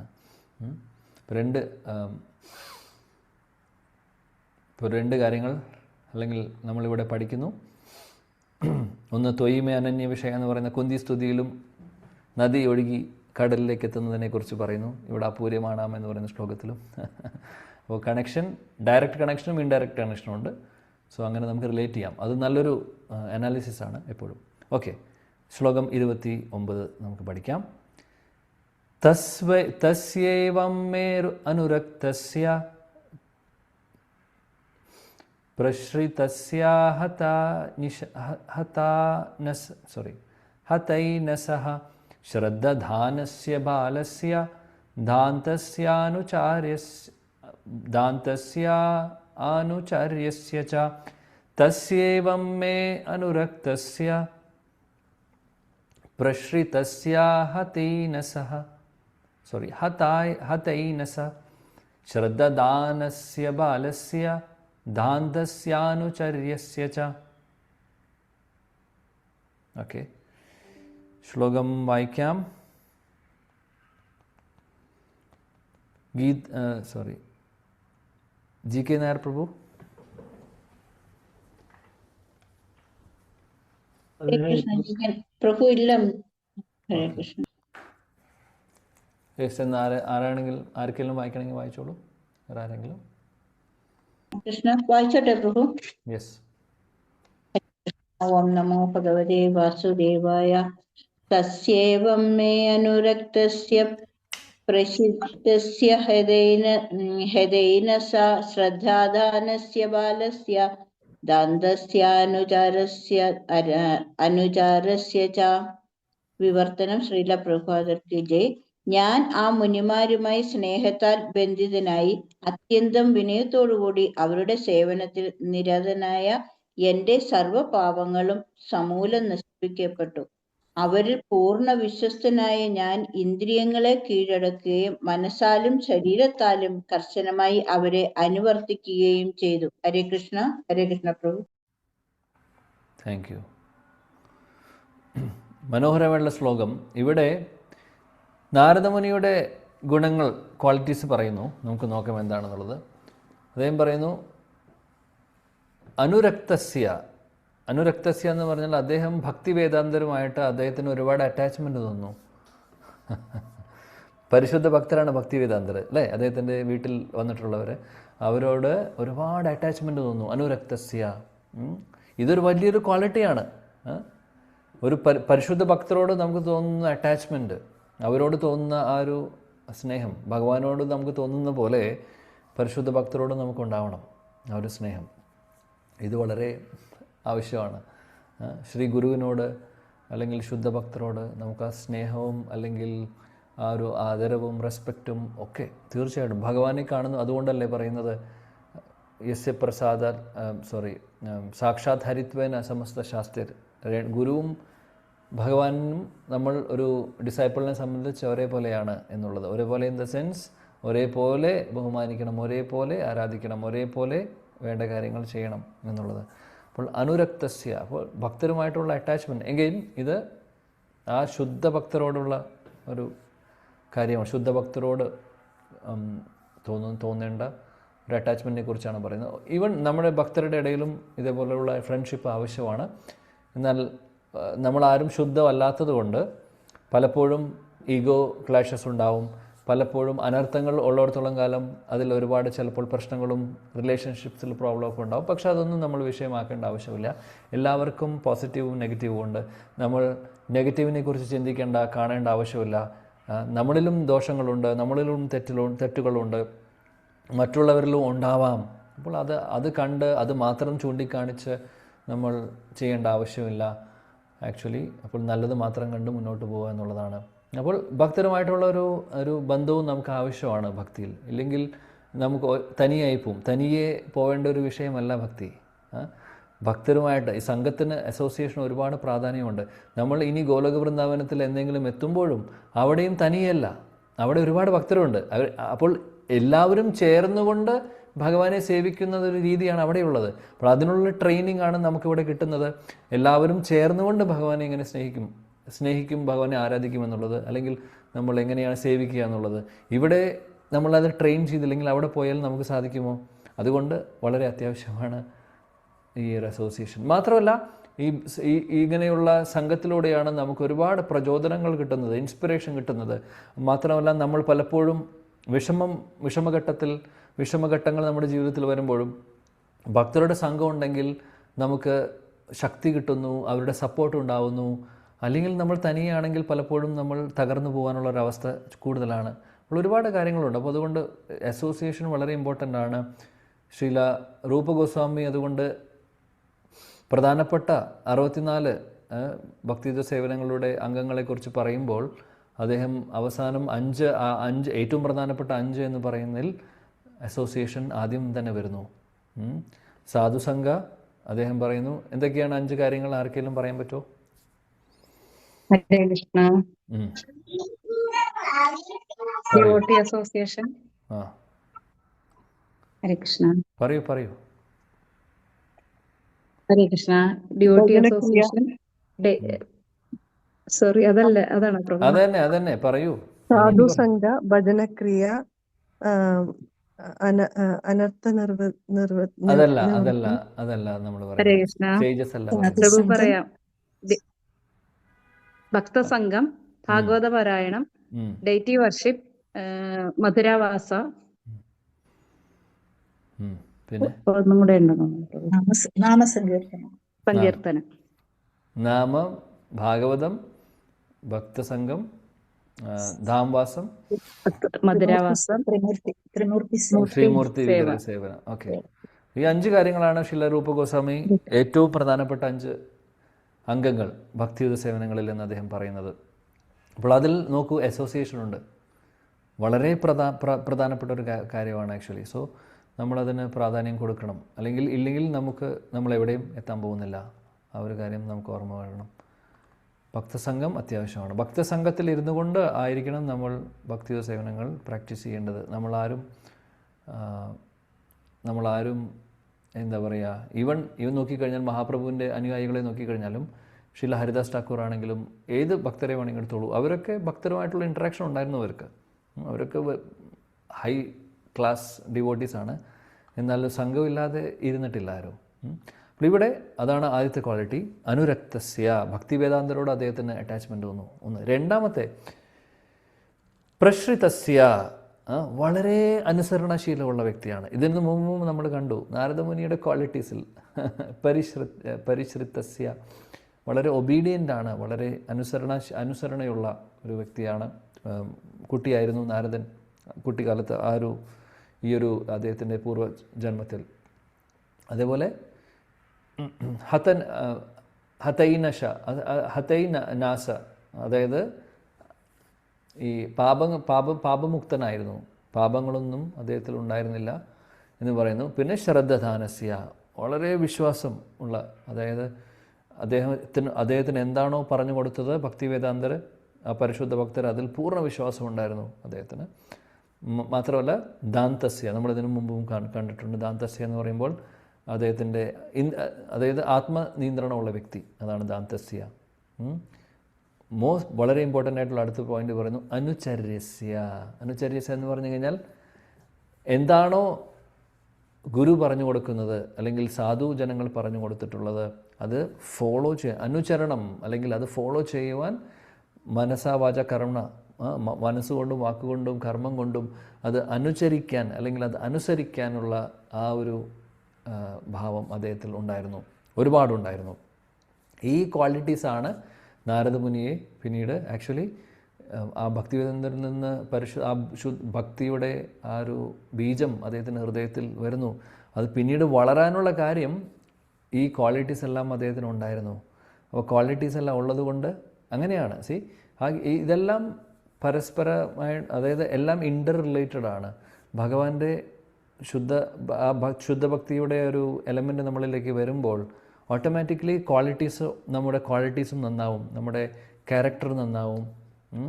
ഇതെല്ലാം ഓട്ടോമാറ്റിക്കലി ചേഞ്ച് ആവും. എല്ലാവിധ നല്ല നല്ല ക്വാളിറ്റീസും നമ്മളിൽ വരും ഭക്തി സേവനങ്ങളിലൂടെ. നമ്മൾ അതിന് വേണ്ടിയിട്ട് വേറെ കോഴ്സൊന്നും ചെയ്യേണ്ട കാര്യമില്ല. സ്വഭാവം മാറ്റണമെന്ന് ആർക്കെങ്കിലും ആഗ്രഹമുണ്ടെങ്കിൽ നാമം ജപിക്കുക, ഭക്തി സേവനങ്ങൾ ചെയ്താൽ മതി. നമുക്ക് ആർക്കെങ്കിലും എൻ്റെ സ്വഭാവം തീരെ ശരിയല്ല എന്ന് തോന്നുന്നുണ്ടെങ്കിൽ വേറെ അതിനുവേണ്ടി മരുന്ന് കഴിക്കാനോ ഏതെങ്കിലും മാർക്കറ്റിൽ നിന്നോ മെഡിക്കൽ ഷോപ്പിൽ നിന്നോ മരുന്ന് കിട്ടാൻ പോകുന്നില്ല. ഒരേ ഒരു മരുന്ന് ഭക്തിയുത സേവനങ്ങളാണ്. ഭക്തിയുത സേവനങ്ങളിലൂടെ നമുക്ക് എല്ലാ നല്ല ക്വാളിറ്റീസും ഡെവലപ്പ് ചെയ്യാൻ സാധിക്കുന്നു. ഓക്കെ, അപ്പോൾ ഇവിടെ നാരദമുനിയുടെ ക്വാളിറ്റീസിനെ കുറിച്ച് പറയുന്നു. പ്രഭുപാദ് ഭാവാർത്ഥത്തിൽ പറയുന്നു, ഈ നാരദമുനിയിൽ കാണുന്ന ക്വാളിറ്റീസ് എല്ലാം, അതായത് അനുചരസ്യ, ധാന്തസ്യ, ശ്രദ്ധദാനസ്യ, ഹതൈനസഹ, അതേപോലെ പരിശ്രിതസ്യ, ഇതെല്ലാം ക്വാളിറ്റീസാണ്. നമ്മൾ പറഞ്ഞു എന്തൊക്കെയാണെന്നുള്ളത്.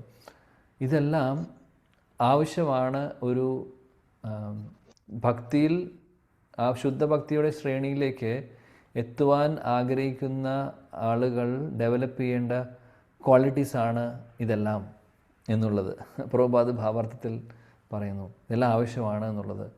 പരിശുദ്ധ ഭക്തരുടെ ശ്രേണിയിലേക്ക് നമ്മൾ വരണമെങ്കിൽ ഇങ്ങനെയുള്ള ഗുണങ്ങൾ നമ്മളിൽ ഉണ്ടാവണം.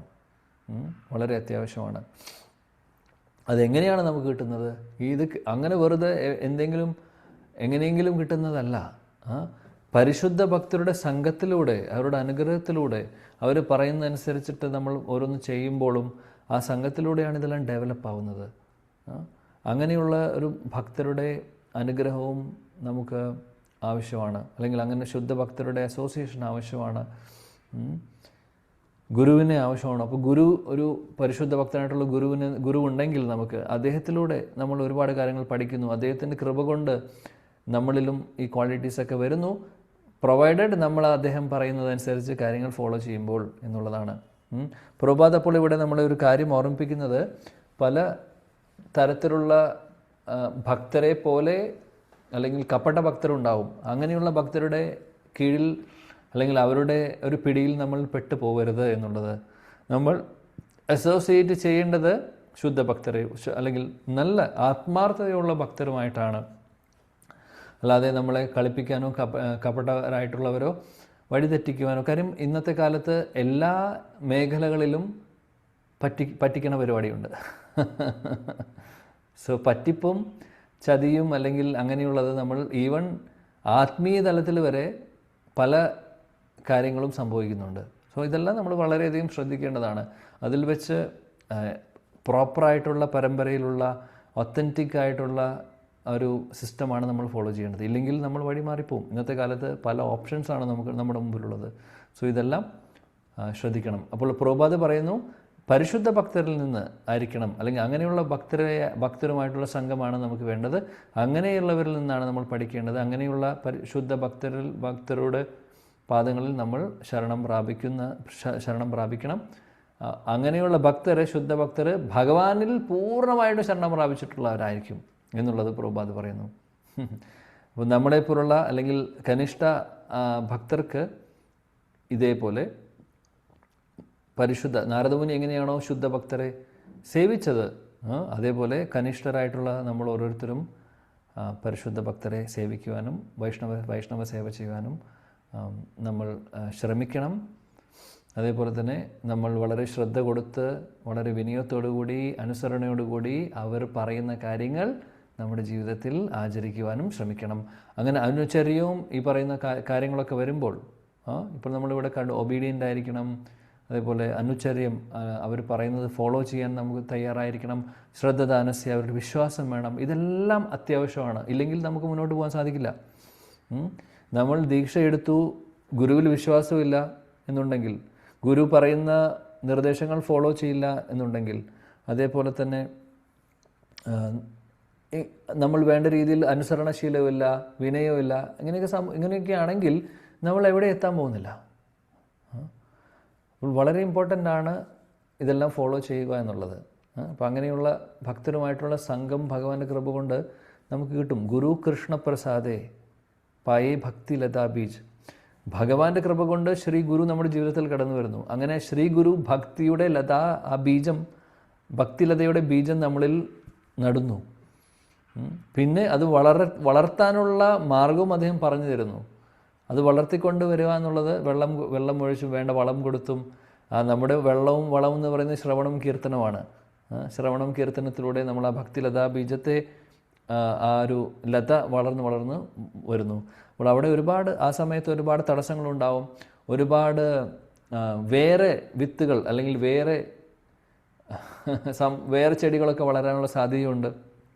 കാര്യം നമ്മൾ ഭക്തിയിൽ ഇങ്ങനെ മുന്നോട്ട് പോകുന്ന സമയത്ത് അവിടെ പൂജാലാഭ പ്രതിഷ്ഠ എന്ന് പറയുന്ന ആവശ്യമില്ലാത്ത കുറേ, അത് നമ്മളറിയാം. നമ്മൾ കൃഷി ചെയ്യുമ്പോൾ തന്നെ, അല്ലെങ്കിൽ എന്തെങ്കിലും നമ്മൾ കൃഷി ചെയ്യുമ്പോൾ നോക്കുകയാണെങ്കിൽ, അവിടെ അരി ഞാറ് നടുവാണെങ്കിൽ അതിൻ്റെ കൂട്ടത്തിൽ ആവശ്യമില്ലാത്ത ഒരുപാട് പുല്ലുകളും ആവശ്യമില്ലാത്ത പല ചെടികളും വളരും. അതിനൊന്നും ആവശ്യമില്ല. അപ്പോൾ നമ്മൾ കൊടുക്കുന്ന വേണ്ട വളവും അല്ലെങ്കിൽ വേണ്ട ന്യൂട്രിയൻസും വെള്ളവും ഒക്കെ ഈ ആവശ്യമില്ലാത്ത ചെടികൾ വലിച്ചെടുക്കുകയാണെങ്കിൽ അത് നന്നായി വളരും. അപ്പോൾ വേണ്ടതായിട്ടുള്ള നമ്മൾക്ക് വേണ്ടത് എന്താണോ അതിന് വേണ്ട പോഷകങ്ങൾ കിട്ടാതെ വരുന്നു.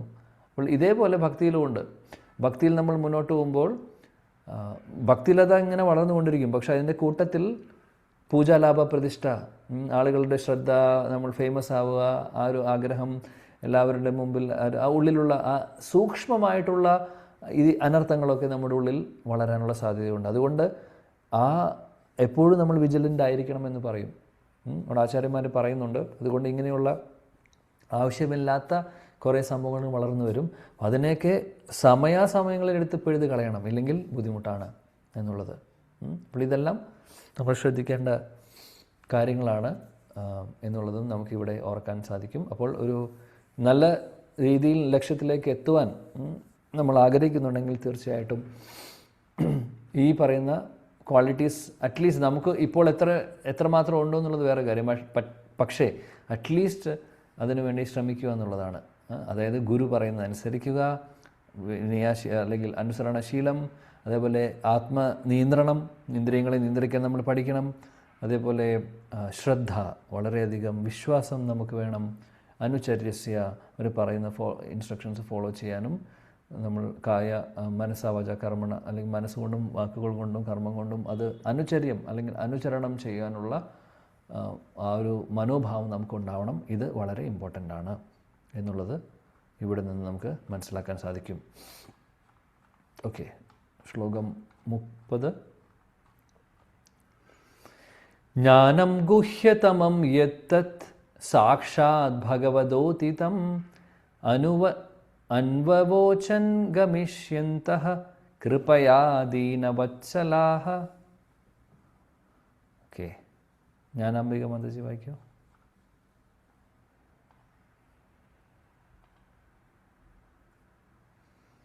ഹരേ കൃഷ്ണ.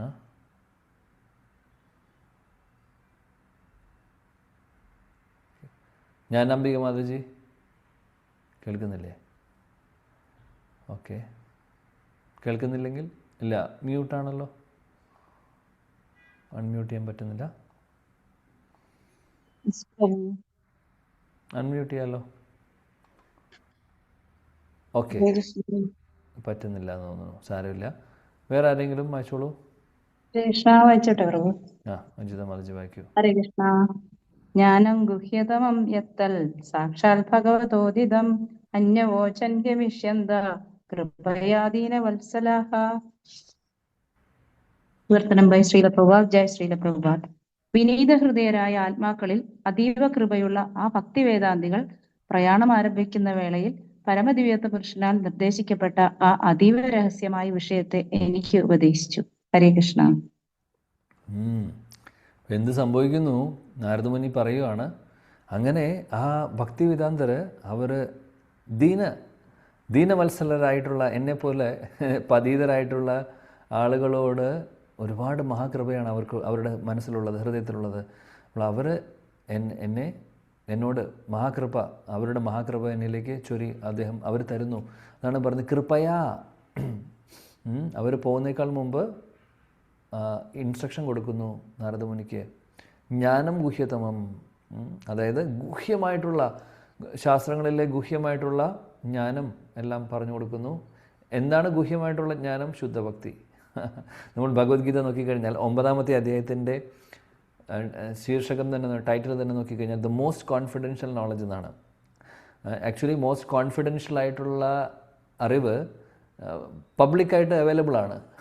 കാര്യം ഭഗവത്ഗീത ആർക്ക് വേണമെങ്കിൽ പുസ്തകം വാങ്ങിക്കാം, വായിക്കാം. പക്ഷേ ശരിക്കും അത് എന്താണ് എന്നുള്ളത്, ഗുഹ്യമായിട്ടുള്ളതെന്ന് ഉദ്ദേശിക്കുന്നത് വളരെ അമൂല്യമായിട്ടുള്ളതാണ്, വളരെ ഇമ്പോർട്ടൻ്റ് ആയിട്ടുള്ളതാണ്. അത് എല്ലാവർക്കും അത് മനസ്സിലാക്കാൻ സാധിക്കില്ല. ഇവിടെ ഈ സാധുക്കൾ, ഈ ഭക്തിവേദാന്തർ നാരദമുനിയോട് കൃപ കാണിക്കുന്നു. എല്ലാ ജ്ഞാനം ഗുഹ്യമായിട്ടുള്ള എല്ലാ ജ്ഞാനവും അദ്ദേഹത്തിന് പറഞ്ഞു കൊടുക്കുന്നു, നിർദ്ദേശങ്ങൾ കൊടുക്കുന്നു. പരിശുദ്ധ ഭക്തിയെക്കുറിച്ച് ആണ് പറഞ്ഞു കൊടുക്കുന്നത്. അങ്ങനെ സാക്ഷാത് ഭാഗവതോദിതം, അതായത് ഭഗവാൻ എങ്ങനെയാണോ പഠിപ്പിക്കുന്നത് അതേപോലെ അവരെ ഭക്തിവേദാന്തർ നാരദമുനിയെ ഭഗവാൻ എന്താണോ ഭഗവാൻ ഉദ്ദേശിക്കുന്നത്, അതായത് അർജുനന് കൃഷ്ണൻ നിർദ്ദേശങ്ങൾ കൊടുത്തു അല്ലേ? ആ നിർദ്ദേശങ്ങൾ നമുക്കുള്ള നിർദ്ദേശങ്ങളാണ് ആക്ച്വലി അല്ലേ? അതേപോലെ പല സ്ഥലങ്ങളിലും ബ്രഹ്മാവിന് ഭഗവാൻ പറഞ്ഞു കൊടുത്തു. ഭഗവാൻ പറഞ്ഞു കൊടുക്കുന്നത് തന്നെ, അല്ലെങ്കിൽ ഭഗവാൻ ഉദ്ദേശിക്കുന്ന കാര്യങ്ങളാണ് പിന്നീട് ആചാര്യ പരമ്പരയിൽ അവരും പറയുന്നത്.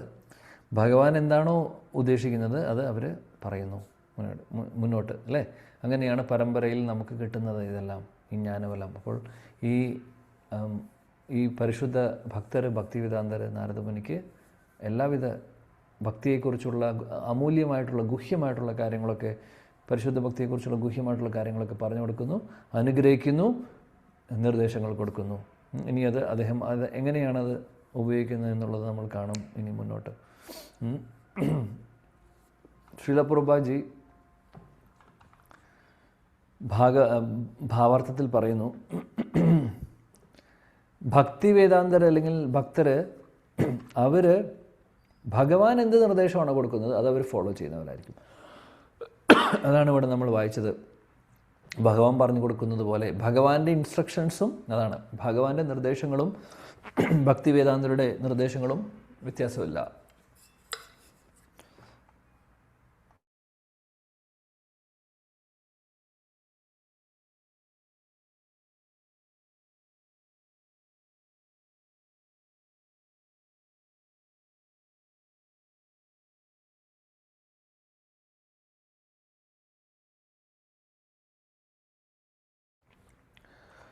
ഭഗവാന്റെ നിർദ്ദേശങ്ങളും ഈ പരിശുദ്ധ ഭക്തരുടെ ഇൻസ്ട്രക്ഷൻസും വ്യത്യാസമില്ല. കാര്യം എന്താണെന്ന് വെച്ചാൽ പരിശുദ്ധ ഭക്തർ ഫോളോ ചെയ്യുന്നത് ഭഗവാൻ പറയുന്ന കാര്യങ്ങളാണ്.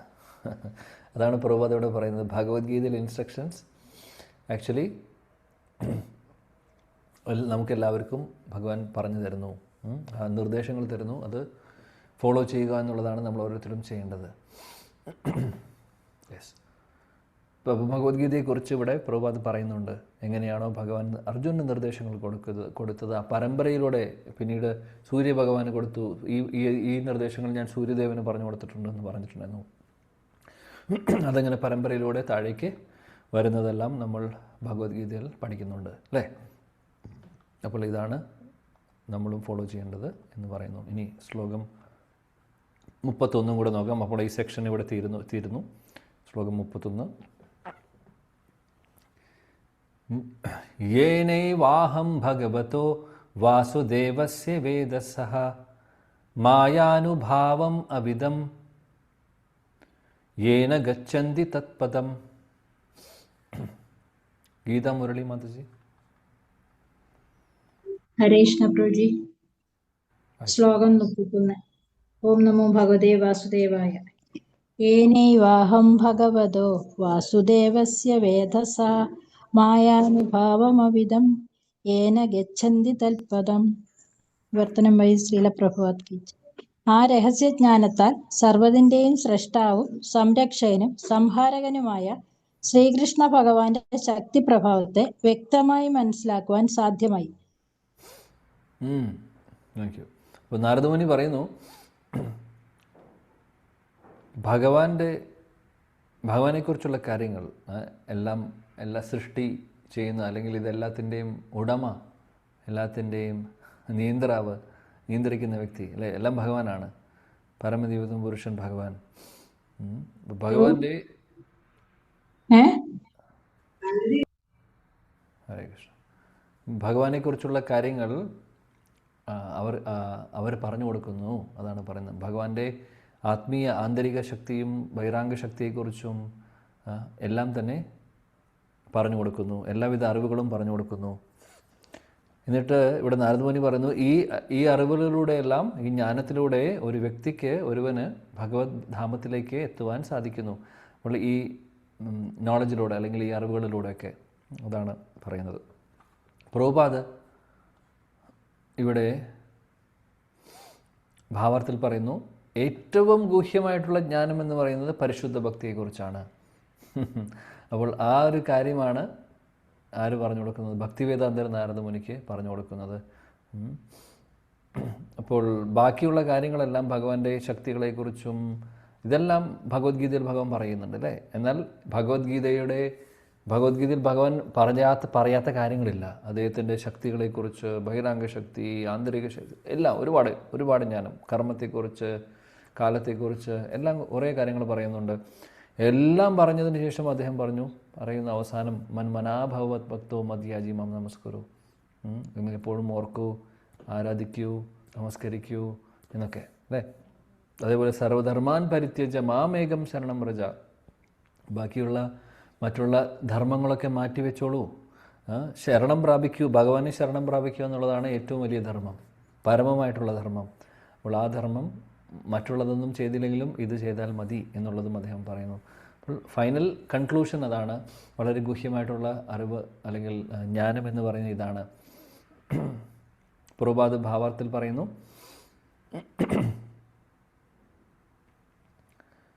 ഇതിനുള്ള നല്ലൊരു ഉദാഹരണമാണ് നാരദമുനിയുടെ കാര്യം തന്നെ. നാരദമുനി അദ്ദേഹത്തിന് വേണ്ട അറിവുകളെല്ലാം കിട്ടുന്നു. അങ്ങനെ അദ്ദേഹം എങ്ങനെ നാരദമുനി ആവുന്നു എന്നുള്ളത്. അപ്പോൾ പ്രഭുപാദ് പറയുന്നത് നാരദമുനിയുടെ പാദങ്ങൾ, തൃപാദങ്ങൾ അല്ലെങ്കിൽ ആ ഒരു പാദകമലങ്ങൾ നമ്മൾ ഓരോരുത്തരും ഫോളോ ചെയ്യണം. എങ്ങനെയാണോ നാരദമുനി ഗുരുജനങ്ങളിൽ നിന്ന്, സാധുജനങ്ങളിൽ നിന്ന് ഭഗവാനെക്കുറിച്ച് കേൾക്കുന്നത്, ശ്രദ്ധയോടുകൂടി വിശ്വാസത്തോടുകൂടി കേട്ട് അത് ആചരിക്കുന്നത്, അദ്ദേഹം ജീവിതത്തിൽ ആചരിച്ച് അദ്ദേഹം പരിശുദ്ധ ഒരു ഭക്തൻ ആയി മാറുന്നത് എങ്ങനെയാണോ, അതുകൊണ്ട് നമ്മൾ ഓരോരുത്തരും ആ ഒരു അദ്ദേഹത്തിൻ്റെ പാദകമലങ്ങൾ ഫോളോ ചെയ്യണം എന്നുള്ളതാണ് പറയുന്നത്. നാരദമുനി നല്ലൊരു എക്സാമ്പിളാണ് ശരിക്കും. അദ്ദേഹം ശൂദ്രപുത്രനായി ജനിച്ച് അവിടെ നിന്ന് ഇന്ന് നമ്മൾ പരിശുദ്ധ ഭക്തനായിട്ടുള്ള നാരദമുനിയുടെ ഒരു പൊസിഷനിലേക്ക് എത്തുന്നത് ചെറിയൊരു കാര്യമല്ല. അങ്ങനെ ആ ഒരു ഗ്രാഫ് നമുക്ക് കാണാൻ സാധിക്കും. അപ്പോൾ നമുക്കും അദ്ദേഹത്തിൻ്റെ പാത പിന്തുടരേണ്ടതായിട്ടുള്ള ആവശ്യമുണ്ട്. തീർച്ചയായിട്ടും നമ്മൾ ഈ ഒരു മാർഗത്തിൽ മുന്നോട്ട് പോകാൻ ആഗ്രഹിക്കുന്നുണ്ടെങ്കിൽ അതാണ് ഇവിടെ പ്രഭുപാദ് പറയുന്നത്. ഓക്കെ, 31 വരെ നമ്മൾ പഠിച്ചു. ഇനി 32ാമത്തെ ശ്ലോകം മുതൽ നമുക്ക് നാളെ നോക്കാം, ഭഗവാന്റെ കൃപയുണ്ടെങ്കിൽ. എല്ലാവരോടും നന്ദി പറയുന്നു. ഗ്രന്ഥരാജ് ശ്രീമദ് ഭാഗവതം കി ജായ്, जगद्गुरु शीला प्रभुपाद की जाय, समवेद गौर भक्ति वृंद की जाय, शचिनंदन श्री गौर हरि की जाय, श्री वृंदावन धाम की जाय. जय जय श्री राधे श्याम. Thank you. ഹരേ കൃഷ്ണ. പ്രണാമം. ഹരേ കൃഷ്ണ. എന്തെങ്കിലും സംശയം ഉണ്ടെങ്കിൽ ചോദിക്കാം.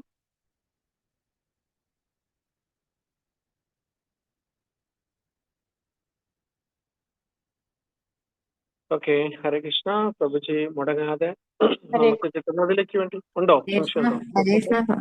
പ്രഭു നാളെ പറഞ്ഞു തന്നാ മതി, ഭക്തി മിശ്രയോഗ. ഹരേ കൃഷ്ണ. ഹരേ കൃഷ്ണ. ഭക്തി മിശ്ര യോഗ എന്ന് പറഞ്ഞു കഴിഞ്ഞാൽ, ഭക്തി മിശ്ര യോഗ, ജ്ഞാന മിശ്ര യോഗ എന്നൊക്കെ പറഞ്ഞു കഴിഞ്ഞാൽ നമ്മൾ പറഞ്ഞു ഇത് ഗുണഭാവ. ആക്ച്വലി അവിടെ ഭക്തിക്ക് പ്രാധാന്യം കുറവാണ്. ഇപ്പം ജ്ഞാനത്തിന് പ്രാധാന്യം കൊടുക്കുന്നതിനെ ഭക്തി മിശ്ര ജ്ഞാനം എന്ന് പറയും. അഷ്ടാംഗ യോഗത്തിന് കൂടുതൽ പ്രാധാന്യം കൊടുക്കുന്നു, ഭക്തിക്ക് പ്രാധാന്യം കൊടുക്കാത്തതിനെ ഭക്തി മിശ്ര യോഗ എന്ന് പറയുന്നു. അതാണ്. Okay, yes. പ്രഭു നാളെ പറഞ്ഞു തന്നാ മതി. ഞാൻ പറഞ്ഞല്ലോ ഓൾറെഡി. ഹരേ കൃഷ്ണ. പ്രഭു ഹരേ കൃഷ്ണ. പറയൂ പ്രഭു. 2 കൃപയുടെ കാര്യം പറ. ഹൈതുക്കിയും പിന്നെ രണ്ടാമത്തെ എന്തായിരുന്നു? ഹൈതുക്ക്. അത് ടേം ആലോചിക്കണ്ട. ഹൈതുകി എന്ന് പറഞ്ഞു കഴിഞ്ഞാൽ പ്രത്യേകിച്ച് കാരണമില്ലാതെ, ഒന്ന് കാരണത്തോട് അല്ലെങ്കിൽ എന്തെങ്കിലും ഒരു കണ്ടീഷൻ വെച്ച്, ഇംഗ്ലീഷിൽ കണ്ടീഷണൽ അൺകണ്ടീഷണൽ എന്ന് പറയും. അപ്പോൾ നമ്മൾ അതായത് ഒന്നും പ്രതീക്ഷിക്കാതെയുള്ള ഭക്തി അങ്ങനെയാണ്. ഒന്നും പ്രതീക്ഷിക്കാതെ അല്ലെങ്കിൽ ഒന്നും അതിന് പ്രത്യേകിച്ച് ഇല്ലാത്തതിനെ. അതായത് ഇപ്പോൾ ഞാൻ എനിക്ക് ഒരാളെ സഹായിക്കുകയാണെങ്കിൽ, എന്തെങ്കിലും ചെറിയൊരു എക്സാമ്പിൾ പറയുകയാണ്. ഇപ്പോൾ എനിക്ക് ഒരാളെ ഹെൽപ്പ് ചെയ്യണമെന്ന് തോന്നുവാണെങ്കിൽ, അത് അവരിൽ എന്തെങ്കിലും ഗുണങ്ങൾ കണ്ട് ഞാൻ ചെയ്യുവാണെങ്കിൽ, ഓക്കെ, ഇന്ന് ഞാൻ അവരെ ഹെൽപ്പ് ചെയ്യുന്നു, നാളെ ഒരു പക്ഷേ അവരെന്നെ ഹെൽപ്പ് ചെയ്യും, അല്ലെങ്കിൽ അവരിൽ ഈ ഒരു ഗുണങ്ങൾ കാണുന്നു, അതുകൊണ്ട് ഞാൻ അവരെ സഹായിക്കുന്നു. ആ ഒരു ഭാവത്തോടുകൂടി ചെയ്യുമ്പോൾ അവിടെ ഒരു കണ്ടീഷനാണ്. അപ്പോൾ ഞാൻ ചെയ്യുന്ന സേവനം പ്രോപ്പറല്ല. കാര്യം എന്തോ പ്രതീക്ഷിക്കുന്ന പോലെയാണ്, അല്ലെങ്കിൽ എന്തോ കണ്ടുകൊണ്ടാണ് ചെയ്യുന്നത്, അല്ലേ? അപ്പോൾ അവിടെ അഹൈതുകമല്ല. മറിച്ച് അവർ ഏത് നിലയിലാണോ, അവരുടെ അവസ്ഥ എന്താണോ നോക്കാതെ മനസ്സറിഞ്ഞുകൊണ്ട് നാളെ അവർ നമ്മളെ സഹായിക്കുമോ അല്ലെങ്കിൽ നമുക്ക് അവരെ കൊണ്ട് ഉപകാരം ഉണ്ടാവുമോ എന്നുള്ള ചിന്തയൊന്നും ഇല്ലാതെ നമ്മൾ ഒന്നും പ്രതീക്ഷിക്കാതെ പ്രത്യേകിച്ച് കാരണമൊന്നുമില്ലാതെ അവരെ സഹായിക്കുന്നത് അഹൈതുകമാണ്. അപ്പോൾ ചെറിയൊരു എക്സാമ്പിൾ, അത് കാരുണ്യത്തിൻ്റെ കാര്യത്തിലും അങ്ങനെയാണ്. ഭഗവാനോടുള്ള നമ്മുടെ ഭക്തി നമുക്കൊന്നും ആവശ്യപ്പെടാതെ അങ്ങനത്തെ, അതാണോ അതിന്റെ?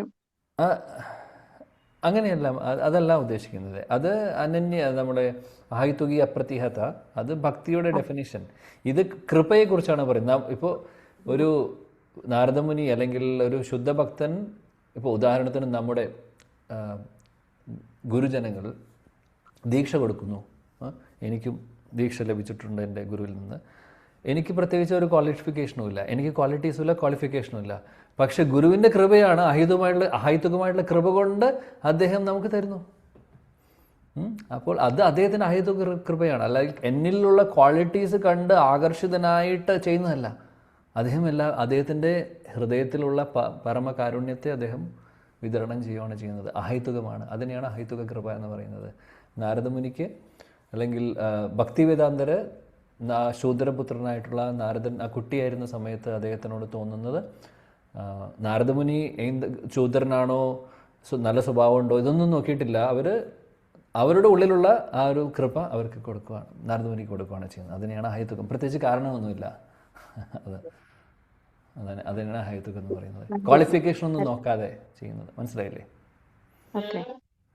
Thank you. ഹരേ കൃഷ്ണ. നമ്മുടെ പരമഭാഗ്യമാണ് നമുക്കിങ്ങനെ ഒരു ഭാഗവതം ഗംഗാ പ്രവാഹം നമുക്ക് കിട്ടുന്നത്. നമുക്ക് അതിനുള്ള ക്വാളിഫിക്കേഷൻ ഇല്ല, എങ്കിലും പ്രഭുജി നമുക്ക് തരുന്നില്ലയോ? ഹരേ കൃഷ്ണ. പ്രഭുജിയോട് ആദരപൂർവ്വം പ്രഭുജിക്കും പ്രഭുജിയുടെ കുടുംബത്തിനും യാതൊരു മുടക്കം കൂടെ വരുന്നതിന് വേണ്ടി 2 പ്രാവശ്യം ഹരേ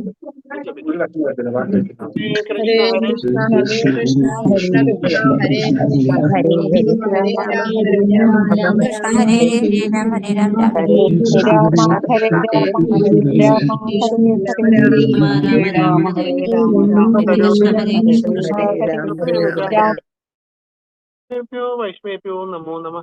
अनेक कोटि वैष्णव वृंद की हरिनाम संकीर्तन के हरे कृष्णा महामंत्र के श्रील प्रभुपाद के जय श्री अनंत बच्चनाभ स्वामी के जय. ഹരേ കൃഷ്ണ. നാളെ എല്ലാവരും ഇതേ സമയത്ത് എത്തുക. ഹരേ കൃഷ്ണ. താങ്ക് യു പ്രഭു. ഹരേ കൃഷ്ണ. താങ്ക് യു പ്രഭുജി. ഹരേ കൃഷ്ണ.